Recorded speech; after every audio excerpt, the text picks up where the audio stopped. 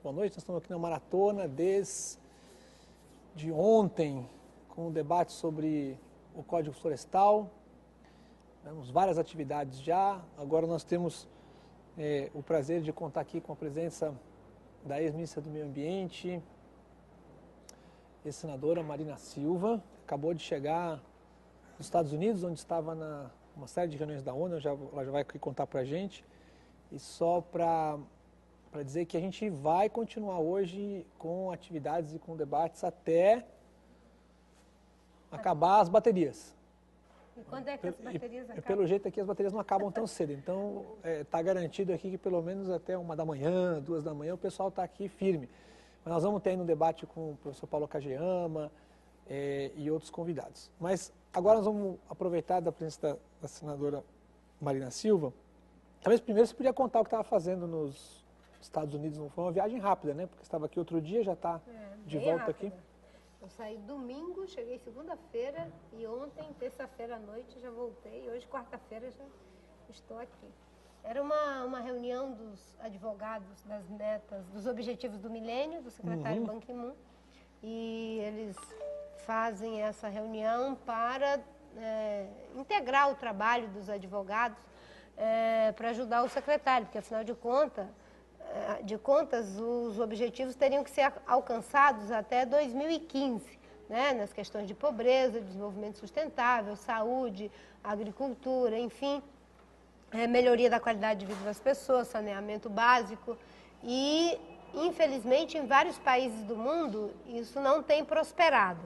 E a reunião tinha o objetivo de fazer com que os advogados, que são as pessoas que ajudam o secretário na mobilização, no convencimento junto aos governos dos seus países ou das suas regiões, possam, digamos, acelerar esse processo. Foi a primeira reunião que eu entrei no lugar da ex-presidente Bachelet. Então, essa foi a primeira reunião que eu participei. E quem que participa dessa comissão? São cerca de 20 pessoas, o Jeffrey Sachs, a Wangari Maathai, que é Prêmio Nobel da Paz, o economista Muhammad Yunus, que também é Prêmio Nobel da Paz, e várias autoridades, ex-presidentes de países da África, empresários, enfim, personalidades do mundo da política, da academia, em torno de 20 pessoas que têm o objetivo de ajudar a promover as metas do milênio nos seus continentes e nos seus países de origem. E cada um vai trabalhando naquilo que se identifica mais. Eu, por exemplo, me identifico muito mais com as questões de sustentabilidade e juventude. Então, junto com o Muhammad Yunus, a gente vai trabalhar um projeto de juventude voltado para a questão, ele para o empreendedorismo social e eu na questão da mobilização e educação para a sustentabilidade. Aliás, uma das metas do milênio, se eu não me engano, é a redução do desmatamento ou da perda de cobertura florestal no planeta, né? Acho que é a única, inclusive, ambiental, ou principal que tem ligação com o ambiental. Que é um dos objetivos, e foi levantado pelo representante da Wangari Maathai, que eles estão trabalhando muito fortemente a questão da água para todas as pessoas e a proteção das fontes de água. E ele levantou muito fortemente que não tem como proteger as fontes de água potável sem a proteção das florestas. E que em vários lugares do mundo as florestas estão em risco, inclusive aqui no Brasil, com a mudança do Código Florestal. Então a gente cai, então você veio voando numa discussão internacional já logo para cair aqui na nossa discussão do Código Florestal. E hoje, que dia da árvore, tivemos a votação lá do projeto do Código Florestal. Eu não sei, acho que a hora que você estava viajando era para chegar, mas enfim, deve ter pego as notícias recentes. Mas tivemos a votação na Comissão de Constituição e Justiça, com um processo assim que nos pareceu, não somos senadores, não entendemos muito do assunto, mas nos pareceu um pouco esquisito, que foi a comissão aprovou o relatório do senador Luiz Henrique, que ele mesmo disse na abertura dos trabalhos que não continha todas as modificações que eram necessárias para ajustar o projeto, inclusive a constitucionalidade, né, com aspectos como, por exemplo, separar as questões que são transitórias das questões que são, enfim, as regras gerais do projeto, como no caso de ocupação de ocupação permanente e outros. Então nós tivemos a aprovação do relatório como ele tinha preparado originalmente, que tem pouquíssimas modificações concretas e foram rejeitadas os destaques para fazer emendas. Como é que funciona isso? Será que tem uma experiência grande de Senado? Como é que funciona? Agora vai para as comissões e depois, se tiver algum problema de constitucionalidade, volta para... Porque eles alegaram isso, que depois volta para a Comissão de Constituição e Justiça. Então, tem uma experiência de algum outro projeto que tenha acontecido isso, ou que pudesse funcionar assim? Olha, eu não lembro de nenhum projeto em que as questões de constitucionalidade foram, digamos assim, relegadas na CCJ e depois voltar deliberadamente, já sabendo que tem problema de inconstitucionalidade. Você pode até fazer isso, mas quando você não tem consciência do problema. Aí alguém identifica lá na frente e, obviamente, que tem todo um processo para poder reverter isso, quando consegue reverter por maioria. Agora, sabendo que é inconstitucional, que existem emendas e que existem senhores senadores querendo já aprofundar os aspectos de constitucionalidade, passar por cima das propostas e das emendas, se quer permitir o debate, porque foram rejeitados os destaques, com a alegação de que depois poderá voltar. Eu, sinceramente, eu não entendi e acho que é muito difícil da sociedade entender. Até porque o relator, o senador Luiz Henrique, ele é relator em 3 comissões. É muito poder para um senador, digamos, em termos do que isso vai alavancando no debate. Ele é relator na CCJ, relator na Comissão de Ciência e Tecnologia e na Comissão de Agricultura.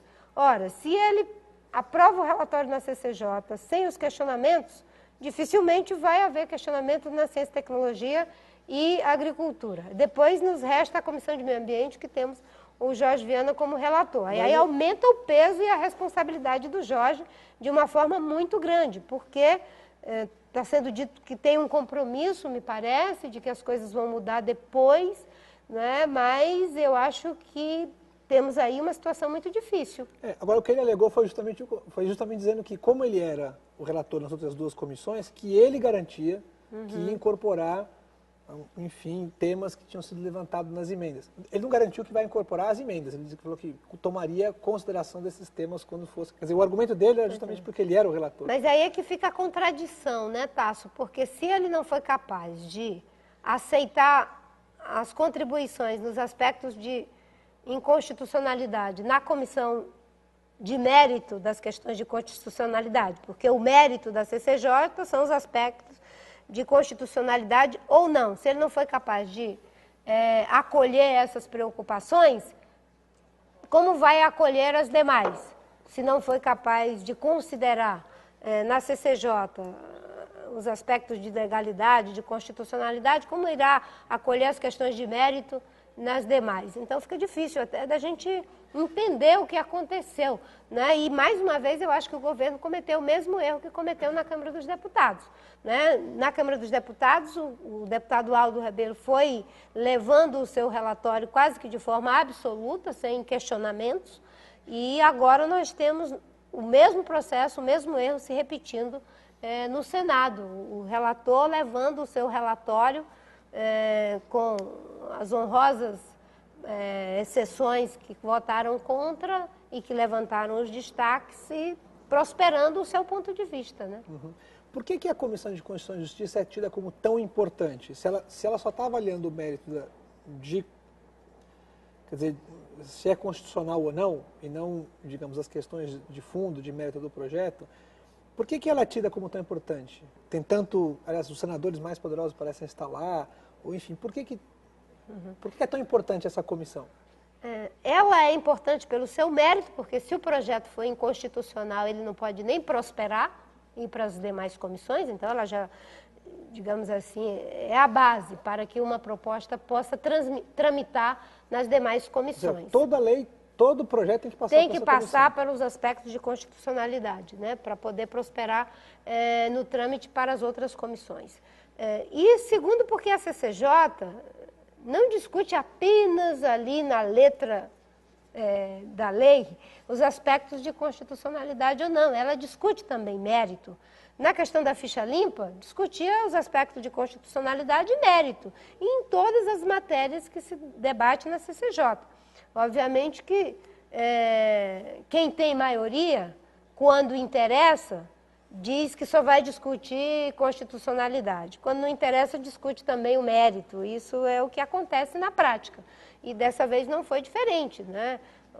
Uma parte do governo, junto com os que defendem o relatório do deputado Aldo Rebelo, levaram esse argumento de que eram apenas os aspectos de constitucionalidade, quando, na verdade, sequer esses foram considerados. E isso é o que é mais preocupante, porque existem vários senhores senadores que levantaram questões que são importantes. Eu acho difícil que, depois de toda essa discussão, elas possam ser revisitadas na CCJ novamente. Acho que o que é inconstitucional foi, digamos assim, com o voto de 14 senhores senadores, respaldado para continuar inconstitucional. A gente teve um dos temas que foi bastante debatidos, tanto na audiência pública com os juristas, e hoje também teve uma discussão importante, é a ideia de que um dos princípios da Constituição é que a gente não deve retroagir, né, em matérias que sejam afetas à proteção ambiental e outros temas, né, direitos humanos, entre outros, enfim, aqueles que geram direitos específicos na legislação. Esse é o caso desse projeto de lei, é o caso de um projeto de lei que no formato que está hoje, ele leva a esses retrocessos, né? Talvez seja um pouco interessante falar um pouco de quais são os avanços que nós tivemos nos últimos anos que tornam esses retrocessos tão flagrantes, né, como nós estamos tendo agora na questão do projeto de lei. Né, uma vez até que nós estamos, enfim, reduzindo o desmatamento no país e assim por diante. Se pudesse comentar um pouquinho. Bem, primeiro, o Código Florestal ele é um avanço em si mesmo, porque ele, desde 1934, que ele tem uma concepção de proteção de florestas que é uma verdadeira conquista da sociedade brasileira, e diferentemente do que acham que é uma ação de ambientalistas, não é. Foi pensado pelo Ministério da Agricultura, que teve uma visão antecipatória dos problemas que poderiam acontecer se as florestas fossem destruídas. Então, acho que o avanço é o próprio projeto, tanto na versão original de 1934, quanto na versão de 1965. Depois, nós tivemos a Constituição de 88, que estabeleceu o ambiente saudável como um direito da sociedade brasileira, no seu artigo 225, e a partir daí, você tem toda uma legislação infraconstitucional que estabeleceu a Lei dos Crimes Ambientais, o Sistema Nacional de Unidade de Conservação, anteriormente já se tinha a Política Nacional de Meio Ambiente, se tinha um Conselho Nacional de Meio Ambiente que foi criado em plena ditadura. Nós aprovamos, inclusive, com a sua ajuda, quando era diretor do Serviço Florestal Brasileiro, enfim, diretor de florestas no Ministério do Meio Ambiente, a Lei de Gestão de Florestas Públicas. Então, você tem um conjunto de leis que foram feitas desde 88, que são muito boas para a proteção e o uso sustentável das florestas e dos recursos naturais. Qual é o problema que se tem na hora de aprovar a lei? Você tem um debate e algumas pessoas são contra, mas a maioria é a favor, em princípio, de proteger florestas, da proteção e do uso sustentável dos recursos naturais.